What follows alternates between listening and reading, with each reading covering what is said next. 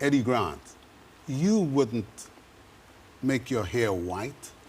I mean, white people would not like you, black people would not like you, you'd be out like South.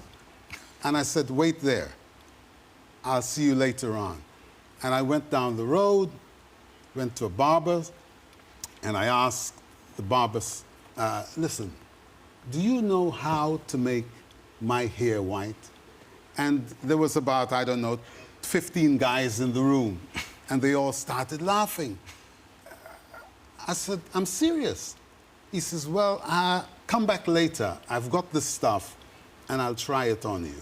Well, you could see the result. Yeah? When that was done, I couldn't face myself. I looked in the mirror, and I thought, Jesus.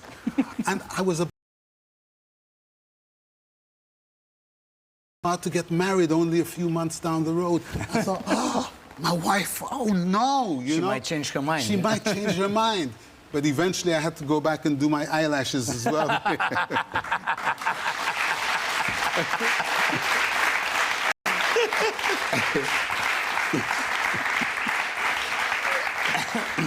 So, okay, but besides the impact that Equals had on the music Yes. world, and you decided in some moment to start with your solo career, which was even more successful probably. And how it happened and why? How did you bring this decision? How it happens to the people that are the part of the band? In 1971, on December the 1st, no, January the 1st, 1971, I had a heart problem. I was 23 years old. And this was, you can imagine, this was a massive, massive shock to me. And it changed my life. I had to go into hospital, spent some weeks there, and the doctors were really quite sure that I would never do the things that I do today, then. So in fact, I was like becoming an old man at 23. To go to the bathroom was, I take forever, you know. But my grandmother, who I went to back in Guyana, was able to feed me on herbs and good food and look after me and so on. And during that period of time, I told the guys who were under a different management to me by then that I don't think that I would be able to continue doing that hard stuff that I used to do. Why don't they let me just write for them and produce the music as I was before? And their manager said no. And then I was in deep trouble because now I didn't have anything to do. And I thought, well, I should really try and see if I can make this thing happen for myself on my own. And basically, in a nutshell, that's it. Yeah, but is it true that I have this information, and maybe it's not true, so you will correct me, that actually the first solo album that you did was first published in the former Yugoslavia in 1980, before then it started in Europe? That is correct, which is why myself and Radomir Krikic are such great friends, because it started a long time ago.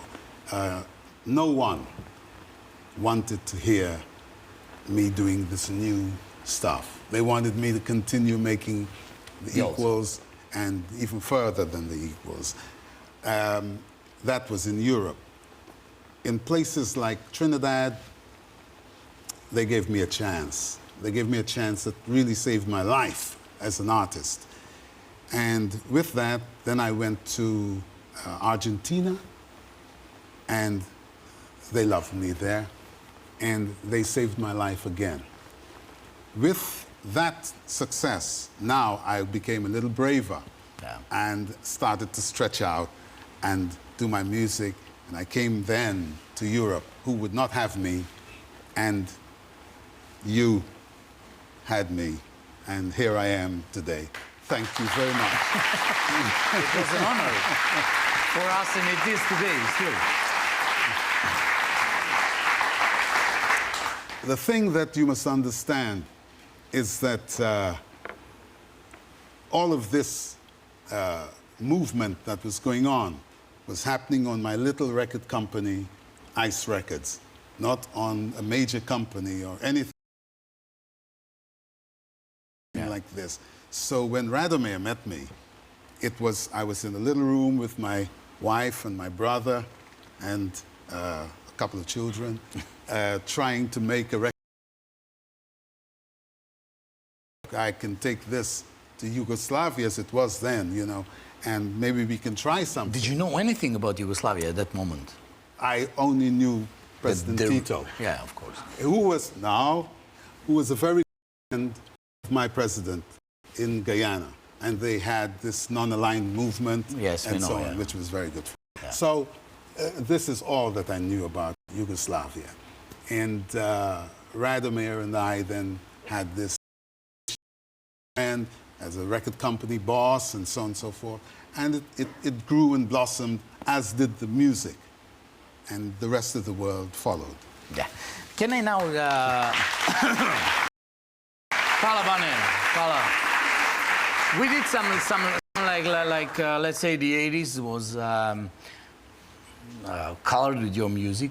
You were a great star in a period of 10 years, 11 years, let's say, at the top of the world.